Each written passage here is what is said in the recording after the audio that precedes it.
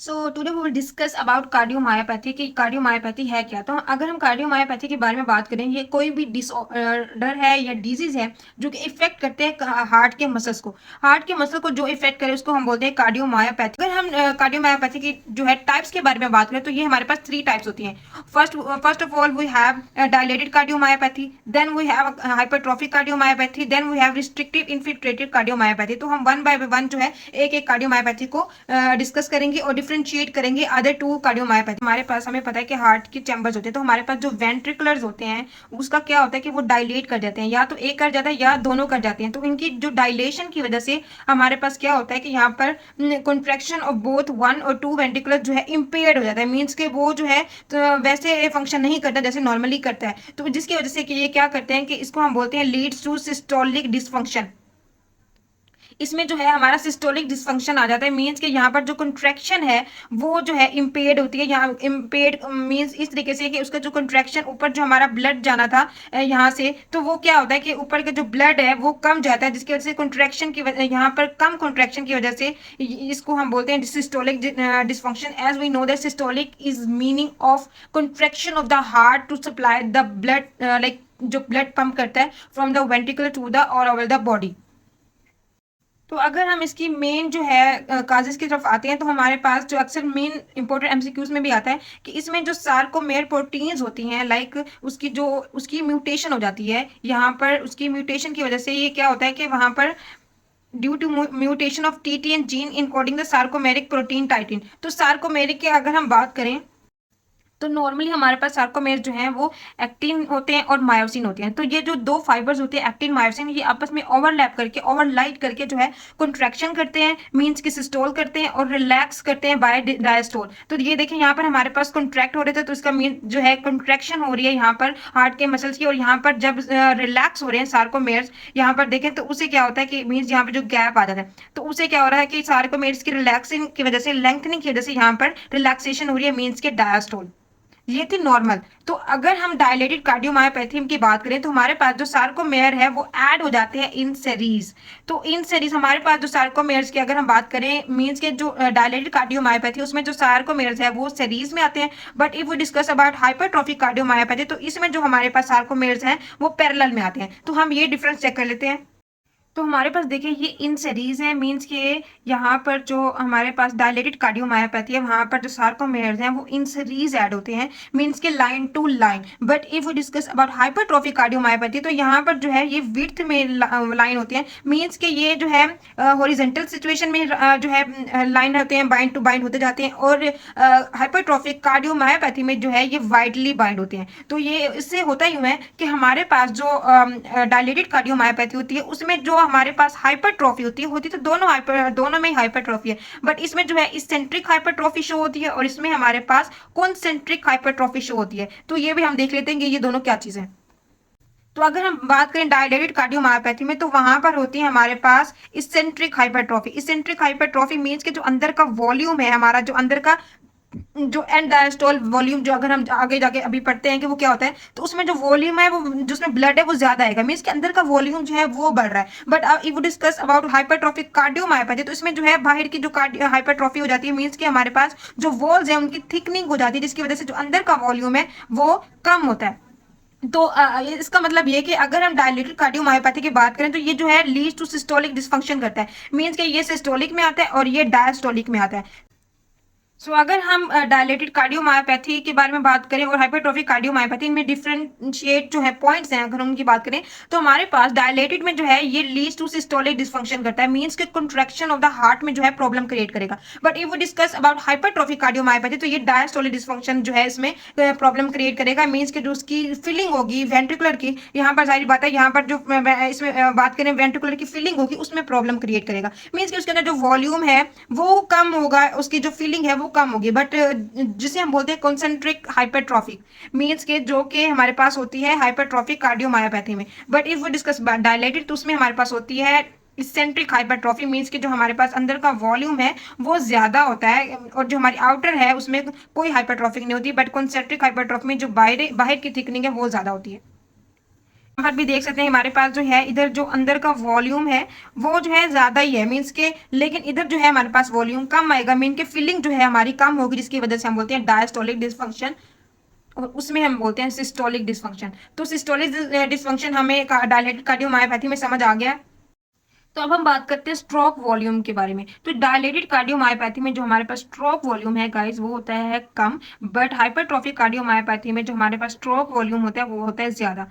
ये कैसे होता है ये हम अभी डिस्कस करते हैं। सो उससे पहले जो है हम देख लेते हैं कि हमारे पास तीन टर्मिनोलॉजी है हमारे पास, एक है end diastolic volume, second we have preload and third we have stroke volume. तो एंड डायस्टोलिक वॉल्यूम वो होता है गाइस जब हमारे पास हार्ट में मींस के ऊपर से ब्लड आ जाता होता है एट्रियम से वेंट्रिकुलर के दरमियान, एट्रियम से वेंट्रिकुलर में जब हमारे पास ब्लड आ जाता है तो उसकी कंट्रैक्शन से पहले जो हमारे पास यहाँ पर ब्लड इकट्ठा होता है, मींस कि अभी कंट्रैक्शन नहीं हुई, ब्लड ऊपर नहीं गया, जो हमारे पास ब्लड वेंट्रिकुलर में इकट्ठा हो गया उसको हम बोलते हैं एंड डायस्टोलिक वॉल्यूम, क्योंकि ऊपर से डायस्टोल हुआ है जो है रिलैक्स जो है हमारा हार्ट रिलैक्स हुआ है तो उसमें जो ब्लड इकट्ठा हो गया उसको हम बोलते हैं एंड डायस्टोलिक वॉल्यूम।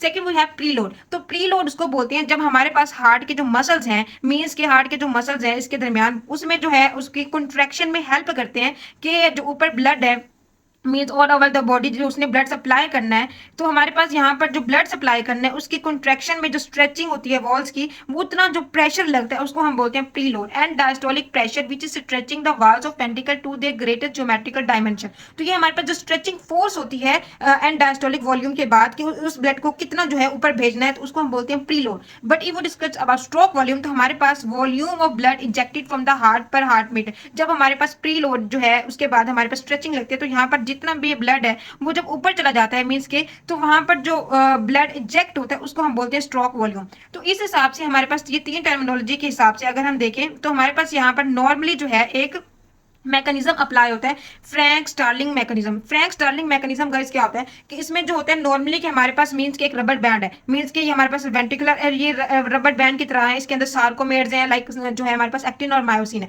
तो अगर हम इसको जब इसमें ब्लड जो है एक्युमुलेट होता है, सपोज यहाँ पर एक वेंट्रिकुलर है ये, तो एक वेंट्रिकुलर में यहाँ पर ब्लड आ रहा है, ब्लड आ रहा है आ रहा है आ रहा है आ रहा है एंड डायस्टोल वॉल्यूम जो है इसका बढ़ रहा है, तो हमारे पास नॉर्मली क्या होगा कि इससे जो है यहाँ पर हमारा इसका मोर जो है ये रबर बैंड जो है ज्यादा नीचे टाइटली चली जाएगी, जिसकी वजह से इसके अंदर जो हमारे पास एनर्जी है वो कॉइल हो जाएगी, मींस उसके अंदर एनर्जी फील होगी। एक रबर बैंड को जब हम खींचते हैं तो उसके अंदर एक एनर्जी स्टोर हो जाती है, तो इसका मतलब यहाँ पर उससे भी ज्यादा जो है ब्लड जो है एक्युमुलेट होने की गुंजाइश रह जाती है। तो इसी तरह हमारे पास जब इसकी ब्लड जो है इसमें मीन्स के ज्यादा इकट्ठा हो जाता है तो होता यूं है कि हमारी स्ट्रेचिंग फोर्स जो है रीगेन में जाती है, मीन्स कि अब क्या होगा कि इस जो रबर बैंड है ये जो है इसको दोबारा से जब पुश करेंगे, जैसे कोई भी रबर बैंड है उसको खींचते हैं, खींचने के बाद उसको बैक करते हैं तो वो जो है डबल फोर्स के साथ जो है आगे जाके जाती है। तो उससे क्या होगा यहाँ पर जो ब्लड है वो क्या होगा कि आगे जाके पुश होगा, मींस के इजेक्ट होगा। तो ये था हमारा फ्रैंक स्टार्लिंग मैकेनिज्म। तो होता यूं है कि डायलेटेड कार्डियोमायोपैथी में कि हमारे पास यहाँ पर कॉन्ट्रैक्टिलिटी हमें पता है कि जो कॉन्ट्रैक्शन है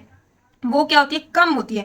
तो इसका इसका मतलब ये है कि जब कंट्रैक्शन कम होती है तो यहाँ पर जो हमारे जो है यहाँ पर उसका उसे होगा कि क्या जो कंट्रैक्शन के कम होने की वजह से जो हमारा वेंट्रिकुलर है वहां पर जो ब्लड था उसमें वो ऊपर कम जाएगा। एंड डायस्टोलिक वॉल्यूम में तो हमारे पास मीन्स ब्लड आ गया तो हमारी जो एनर्जी है वो गेन हो गई, हमारी ये आ गई रबर बैंड जो नीचे तक आ गई। अब ये क्या है कि ये तो मतलब खींची तो गई है, वॉल्यूम तो आ गया, बट अब ये वापस नहीं जा रही, मीन्स जा रही तो कम जा रही है, जिसकी वजह से क्या होगा कि इसमें जो ब्लड वॉल्यूम है वो ऊपर जो है कम जाएगा। तो जस्ट बिकॉज ऑफ हमने क्या देखा था कि डायलेटेड कार्डियोमायोपैथी में ये डायलेट हो गया, मीन्स कि जो उसकी कॉन्ट्रैक्टिलिटी फोर्स है वो कम है, जिसकी वजह से वो जो ब्लड है ऊपर नहीं जाएगा। तो इससे होगा यह कि जो हमारा स्ट्रोक वॉल्यूम है, हमारा जो स्ट्रोक वॉल्यूम है उसे क्या होगा कि वो कम हो जाएगा, मींस कि हमारी जो इजेक्शन है हमने देखा था कि volume of blood eject from heart per heart beat. तो जो कंट्रैक्शन यहाँ सॉरी डायलेशन की वजह से यहाँ पर हमारी कॉन्ट्रैक्टाइल फोर्स है वो कम होने की वजह से जो हमारा स्ट्रोक वॉल्यूम है वो कम हो जाएगा। ये था हमारा डायलेटेड कार्डियोमायोपैथी में स्ट्रोक वॉल्यूम की मेन रीजन। बट अगर हम बात करें हाइपरट्रॉफिक कार्डियोमायोपैथी में जिसमें जो है हमारे पास हाइपरट्रॉफी हो जाती है तो उसमें जो है डायस्टोलिक डिसफंक्शन होता है, मींस के वहां पर जो स्ट्रोक वॉल्यूम है गाइस वो इंक्रीज होगा ना कि डिक्रीज। डिक्रीज जो हो रहा था वो हो रहा था हमारे पास इधर कार्डियोमायोपैथी जहाँ पे डायलेशन थी। तो होता यूं है कि ये दोनों अपोजिट है। और इसके अलावा अगर हम दूसरी चेंजेस देखें तो अगर हम देखें हाइपरट्रॉफिक कार्डियोमायोपैथी के केसेस तो इसमें जो है 60 to 70% केसेस होते हैं, बट डायलेटेड कार्डियोमायोपैथी में 90% केस होते हैं। अच्छा, तो ये तो हमारे पास स्ट्रोक वॉल्यूम के बारे में बात है। ये कंपेयर कर रहा है to athletes who heart were left ventricular and right ventricular enlargement facilitate increase stroke volume and increase cardiac output. तो ये जो कंपेयर कर रहा है वो इधर हाइपरट्रॉफिक कार्डियोमायोपैथी में कर रहा है। इस हाइपरट्रॉफिक कार्डियोमायोपैथी जो है मोस्टली रिलेटेड करता है एथलीट्स हार्ट के, क्योंकि वो इतनी एक्सरसाइज करते हैं कि उनका जो हार्ट होता है नॉर्मली जो है उसकी हाइपरट्रॉफिक होती है, मीन्स कि इनलार्ज होता है, जिसकी वजह से जो है उधर जो स्ट्रोक वॉल्यूम होता है उनका वो ज्यादा होता है नॉर्मल जो फिजिकल लोग वाले होते हैं, मीन के जो फिजिकली इतनी एक्सरसाइज में एक्टिव नहीं होते। तो अगर हम बात करें अब काजेस की, तो डायलेटेड कार्डियोमायोपैथी में हमने देखा कि due to mutation of TTN gene in coding the sarcomeric protein titin. तो इसमें जो है एक हमारी ये काज हो गए जो कि फैमिलियल है और ये आइडियोपैथिक भी हो सकती है। इसके जो अदर काजेज हैं वो हमारे पास कौन से हैं, ये बहुत जो है फर्स्ट हमारे पास जो अदर काजेज में आता है वो है हमारे पास वायरस। तो वो वायरस है कोक्साकी बी वायरस। कोक्साकी बी वायरस जो है मोस्टली ये काज करता है गैस्ट्रोइंटेस्टाइनस इलनेस, मायोकार्डाइटिस भी काज करता है, निमोनिया भी करता है, हेपाटाइटिस भी करता है, इंसेफ्लाइटिस भी करता है। तो ये जो इनमें जो है कोक्साकी बी वायरस का जो है इंपॉर्टेंट रोल होता है। इसके अलावा हमारे पास ये चकास डिजीज जो होती है ये भी काज करता है, जो कि ट्रैपेनोसोमा क्रूजी की वजह से होता है। जो हमारे पास एक बग होती है ट्राइटोमाइन बग होती है, उसके फीसिस जो है ये चकास डिजीज जो है वो डेवलप होती है। तो जो मेनली काजेज़ है वो हमारे पास अल्कोहल है उससे भी हो जाती है, कोकेन से भी होती है, और डॉक्सोरोबिसिन ये मेडिसिन है जो कि कैंसर सेल्स की क्योर के लिए दी जाती है। तो ये इससे भी है हमारे पास डायलेटेड कार्डियोमायोपैथी हो जाती है। इन्फेक्शन हमने देख लिया कि कौन सा था, कोक्साकी बी वायरस से होती है और चगास डिजीज होती है। ये हमारे पास बहुत इंपॉर्टेंट एमसीक्यूज है। देन उसके बाद स्कीमिया भी हो जाती है, कोरोनरी आर्टरी डिजीज की वजह से, स्कीमिया की वजह से भी हमारे पास जो है कार्डियोमायोपैथी मीन्स के डायलेटेड कार्डियोमायोपैथी इफेक्ट होती है। Then we have systemic condition जो इसमें हम बोलते हैं haemochromatosis, sarcoidosis, thyrotoxicosis and wet beriberi. Wet beriberi में क्या अगर हम बात करें तो इसमें जो ये थायमिन डेफिशिएंसी करता है कि, और इसमें जो है सीवीएस की जो है इन्वॉल्वमेंट होती है, हार्ट की ब्लड की इन्वॉल्वमेंट होती है, जिसको हम बोलते हैं वेट बेरीबेरी। तो ये जो हमारे पास सिस्टेमिक कंडीशंस होती हैं जिसकी वजह से भी हमारे पास जो है डायलेटेड कार्डियोमायोपैथी हो सकती है। उसके अलावा हमारे पास है पेरीपार्टम कार्डियोमायोपैथी। ये क्या होती है कि जो प्रेग्नेंट वुमन होती है उसमें जो है हार्ट का इशू होता है, तो उसको हम बोलते हैं डायलेटेड कार्डियोमायोपैथी। अगर हम इसके बारे में बात करें फाइंडिंग्स की, तो हमारे पास फाइंडिंग्स के बारे में अगर हम बात करें तो इसमें जो है हार्ट फेलियर की तरफ पेशेंट चला जाता है। देन उसके बाद जो S3 साउंड है वो हमारा जो है इसमें नजर आता है, और इसके अलावा हमारे पास सिस्टोलिक रिगर्जिटेशन मरमर जो है इसमें नजर आती है।